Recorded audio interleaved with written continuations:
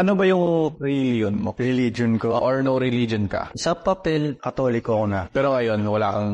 Hindi naman sa wala. naniniwala ka sa Diyos? Oo, rektang-rekta ako kay God. Anak niya ako. Naniniwala talaga ako may God eh. Kasi pag tumitingin ka sa salamin, parang talagang may God. Tinan mo naman itong gawa niya. Alam mo? Yung iba, kaya sila hindi naniniwala kay God. Kasi pag titingin sila sa salamin, parang hindi nila makita yung creation ni God eh. Sa tingin ko, nag-take time nga siya sa akin. Ano mo yun? Yung ibang tao, kinapin-paste na lang yun. Command V, gano'n. Pero sabi kasi, kung naniniwala ka sa Diyos, sabi kasi sa Biblia, dapat isa lang ang asawa mo. Lapit mo sa Biblia yan, walang sinabing gano'n.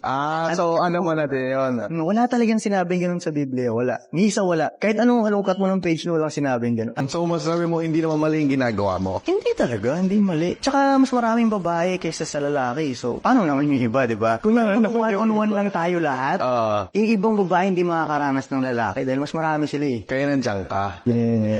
Lahat nga ba ng tao sa mundo ay anak ng Diyos? Yan ang maling kaisipan ng karamihan. Ang tingin nila, lahat ng tao sa mundo ay anak ng Diyos. Hindi yan ang sinasabi ng salita ng Diyos. Huwag kayong basta-basta maniniwala dahil baka kayo ay maligaw.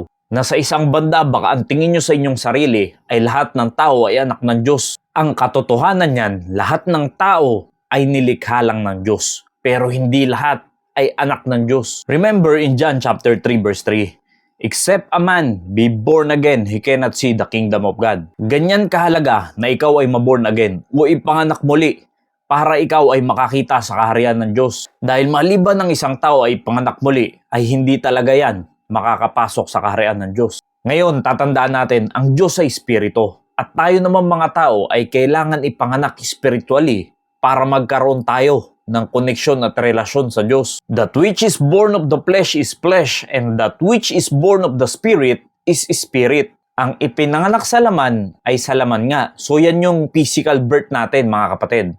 Ngayon, ang ibig sabihin ng born again ay kailangan natin ipanganak spiritually. Ang kadahilanan dahil sa kasalanan ay patay tayong lahat spiritual o hiwalay tayo sa Diyos. Kaya't kung ikaw ay naborn again na o ipinanganak ka na sa Espiritu, that's the time na ikaw ay anak na ng Diyos. But as many as receive Him, to them gave He power to become the sons of God, even to them that believe on His name. Diyan ka palang pagkakalooban ng karapatan na maging anak ng Diyos. At the moment na tinanggap mo ang Panginoong Jesucristo, ay diyan pa lang ikaw ipapanganak sa Spirit. Madaling sabihin na anak ako ng Diyos, direkta ako sa Diyos at kumikilala ako sa Diyos. Pero ang tanong dyan, meron ba talaga tayong totoong relasyon sa Diyos? Dahil paano masasabi na ang isang tao ay anak ng Diyos kung ito ay nagpa-practice ng polygamy? Wala ka daw mababasa sa Biblia. Ang tanong, binabasa ba talaga ng maigi at inuunawa ang Biblia? O walang pangunawa sa Biblia? And he answered and said unto them, have ye not read that he which made them at the beginning made them male and female? Ang ibig sabihin po niyan, ang legal na pag-aasawa sa mata ng Diyos ay lalaki at babae lamang po, hindi lalaki sa lalaki o babae sa babae. And said, for this cause shall man leave father and mother and shall cleave to his wife, and they twain shall be one flesh. Sabi ng Panginoong Jesucristo, silang dalawa ay magiging isa. Hindi po tatlo, hindi apat, hindi lima, kundi dalawa lang po, isang lalaki, isang babae. Napakalinaw po ng sinasabi ng Biblia. At hindi po talaga yan mahirap unawain. Mahirap lang yang unawain kung talagang ayaw mo naman talagang unawain. Dahil kung ang tao ay tumanggap sa Panginoong Jesucristo at siya ay anak ng Diyos, ito dapat ang makikita sa kanya. Therefore, if any man be in Christ, he is a new creature. Old things are passed away. Behold, all things are become new. Kung talagang ikaw ay nasa Panginoong Jesucristo, ay ikaw ay may kabaguhan na ng buhay. Unti-unti na dapat nababanaag na sa iyo ang Panginoong Jesucristo at nakikitaan ka na ng fruit of salvation. Now, malaki ang kaibahan na kilala mo lang ang Diyos at meron kang relasyon sa Diyos. Tayo bilang tao, marami rin naman tayong mga kakilala. At hindi lahat yun ay may karelasyon tayo sa kanila tulad na lamang sa mga artista. Maraming sikat na mga artista pero wala naman tayong relasyon sa kanila.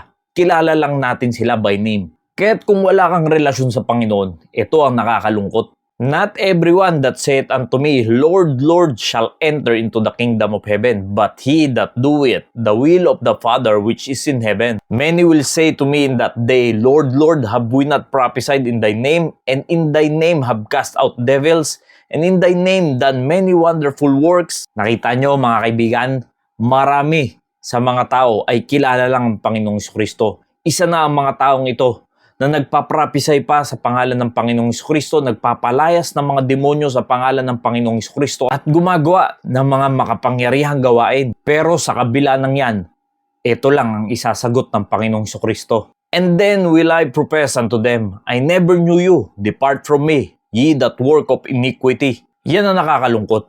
Yung kilala mo lang yung Diyos pero wala kang relasyon sa Kanya. Yung dumedirekta ka sa Kanya pero hindi ka nakakaabot sa Kanyang kaluwalhatian. Yung akala mo sa sarili mo na ikaw ay ligtas na dahil nakakadirekta ka at kilala mo ang Panginoon, yun pala ay ikaw ay hindi pa ligtas dahil wala ka pang relasyon sa Panginoon, hindi ka pa naboborn in Spirit. Kaya't kaibigan, ito ang masasabi ko sa iyo, habang may oras pa, kilalanin mo na ang Panginoong Kristo, tanggapin mo siya bilang iyong tagapagligtas. Hindi pa huli ang lahat para maging anak ng Diyos. Nawa, naging pagpapala po ang mensaheng ito. Maraming salamat po and God bless you all.